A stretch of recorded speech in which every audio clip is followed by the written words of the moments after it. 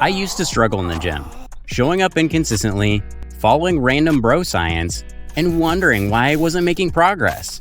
After years of trial and error, I finally cracked the code.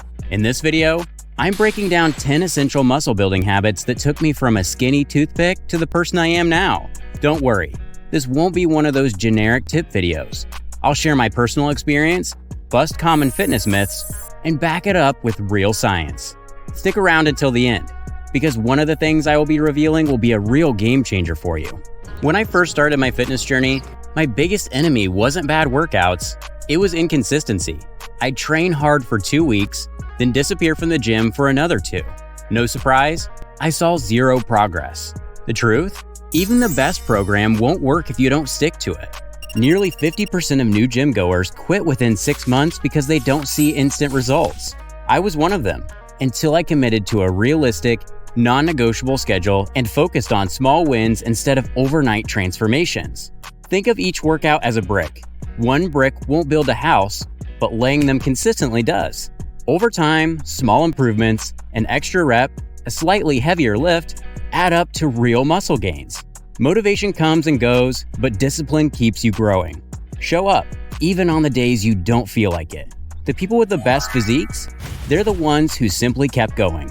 Early on, I made a huge mistake. I lifted the same weights for the same reps every workout, expecting my muscles to grow. After my newbie gains faded, I hit a brutal plateau. The missing piece? Progressive overload. This simple yet powerful principle means gradually increasing the challenge, which could be adding weight, reps, or sets over time. If you always squat 220 pounds for 10 reps and never push beyond that, your muscles have no reason to grow. At first, I thought tracking every rep and set would be a hassle, but it's easy. If you benched 180 pounds for 5 reps last week, try 6 reps this week. When you reach 8 reps, bump up the weight and repeat the cycle. Even a small increase signals your body to grow. Science backs this up. Progressive overload is the most proven way to build muscle, and it works. Once I started tracking my lifts and pushing for small improvements, my strength and muscle took off. Forget constantly switching exercises to shock your muscles. That's a myth. Stick to the basics, but push them harder. Log your workouts, aim to beat your last performance, and watch your body transform. When I started lifting, I obsessed over mirror muscles, endless curls, machine flies, and pump chasing isolation work. My arms and chest looked decent, but my overall progress was stuck. What changed everything? Compound lifts. Squats, deadlifts, bench presses, pull-ups, rows, and overhead presses work multiple muscle groups at once, forcing your body to build real strength and size.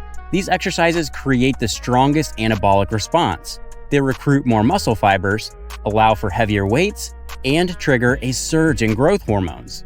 At first, I avoided squats and deadlifts, thinking machines were safer. But once I embraced real lifting, my physique transformed. My legs, back, and even arms grew faster than ever because I was finally training my whole body efficiently. The best part? Compound lifts burn more calories, boost strength, and build a balanced physique. You can still do isolation exercises for fine-tuning, but focus on the big lifts first. Want real gains? Ditch the fluff and start moving heavy weight. I used to be an ego lifter, more focused on lifting heavy than lifting right. Half-rep squats, swinging curls, bouncing the bar on bench press. I thought I was making gains, but all I got was bad form, joint pain, injuries, and zero progress.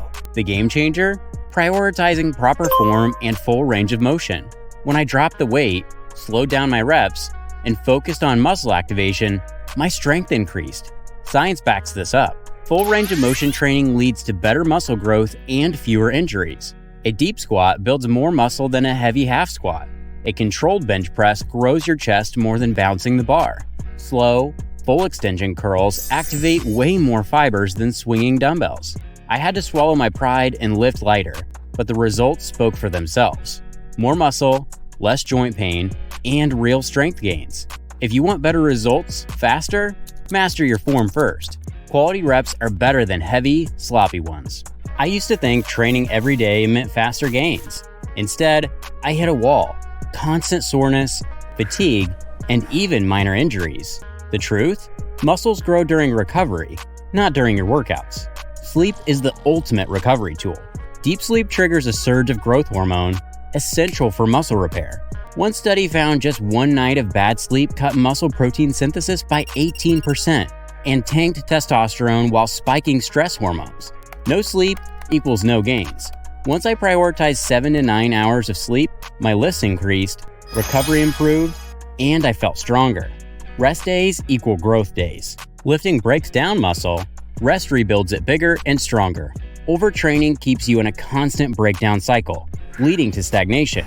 When I finally took 1 to 2 rest days per week, my performance skyrocketed. If you hate full rest, try active recovery, walking, yoga, or cycling, but skip intense training. Here are some myths that hold you back. Rest day kills gains. False. Muscle doesn't vanish overnight. I'll sleep when I'm dead. In that case, enjoy being weaker and gaining fat instead. Recovery isn't slacking. It's part of the muscle building formula. Train hard, recover harder, and you'll finally see the growth you've been missing. Early on, I trained hard but ate like a bird. No wonder my muscles weren't growing. I finally realized muscle is built from the protein you eat, not just from lifting weights. Once I started prioritizing protein, my recovery improved, energy increased, and real muscle gains followed. How much protein do you actually need? Aim for 0.7 to 1 gram per pound of body weight. Studies show 1.6 grams per kilogram is the sweet spot for muscle growth. Eating more won't necessarily add extra muscle. I used to get barely 0.5 grams per pound. Now, I hit 130 to 180 grams daily, spread across multiple meals. Here are some meal examples. Breakfast, eggs or Greek yogurt. For lunch, chicken, fish, or tofu. Snack, protein shake or cottage cheese. For dinner, steak, turkey, or lentils with grains. Now I want to talk about some nutrition myths that hold you back. High protein harms kidneys. No evidence supports this for healthy individuals. You can only absorb 30 grams of protein per meal. The latest research shows that there is no limit, but it is suggested to spread it across meals. What about whole foods versus protein shakes? Shakes aren't necessary, but they help when you're busy. Whole foods like chicken, eggs, fish, dairy, and beans work just as well. I personally use whey protein post-workout for convenience, but a chicken sandwich or Greek yogurt does the job too. Make sure to plan your protein.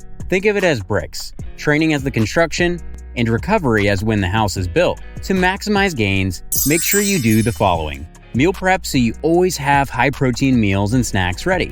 Track intake at least at first to ensure you're hitting your target.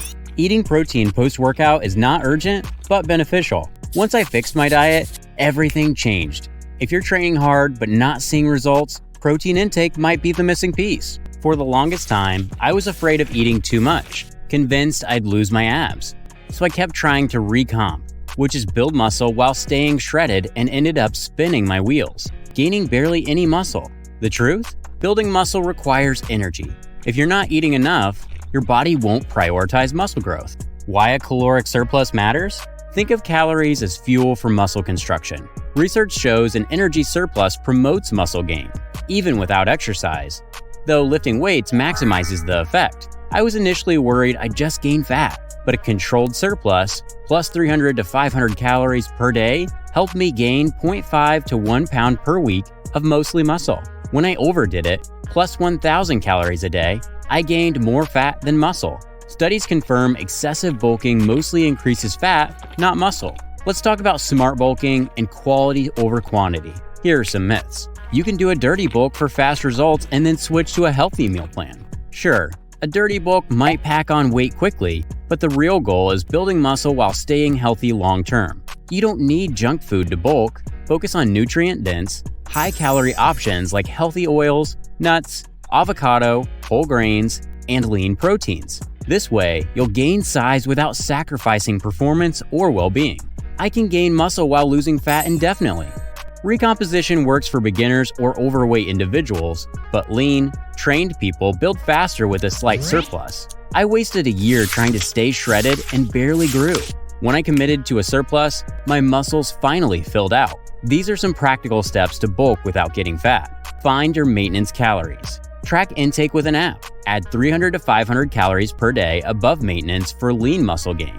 Monitor your progress. If you're not gaining in a few weeks, eat more. If you're gaining too fast, scale back. Don't fear carbs. They fuel workouts and recovery. Fats are essential for hormones and overall health. Building muscle without enough calories is like trying to build a house with no materials. Once I gave my body the fuel it needed, my strength exploded, my physique improved, and I finally saw real progress. If you've been stuck, eat more strategically and watch your muscles grow. At first, I thought eating more was all that mattered, so I went on a dirty bulk. Fast food, sweets, whatever had calories. Sure, I gained weight, but I felt sluggish, bloated, and my workouts suffered. Then I switched to whole, nutrient-dense foods, and the difference was night and day. My energy was stable, recovery improved, and I built lean muscle instead of just size. Okay, what to eat for maximum gains? Lean proteins like chicken, fish, eggs, Greek yogurt, or tofu, complex carbs like oats, rice, sweet potatoes, fruits, and whole grains, healthy fats like olive oil, nuts, avocado, fatty fish. Micronutrients also matter, like magnesium, zinc, vitamin D, and B vitamins all support muscle function, recovery, and hormone balance. I also started fueling my workouts properly. A good pre-workout meal like oatmeal, fruit, and protein gave me better energy for training, while a post-workout meal, protein plus carbs, sped up recovery. Timing matters, but total daily intake is key. Hydration is a game changer. Muscles are 70 to 75% water. Even 2% dehydration can drop strength and endurance noticeably. I now sip water throughout the day and add electrolytes for longer workouts. Staying hydrated gives better pumps, prevents cramps, and speeds up recovery.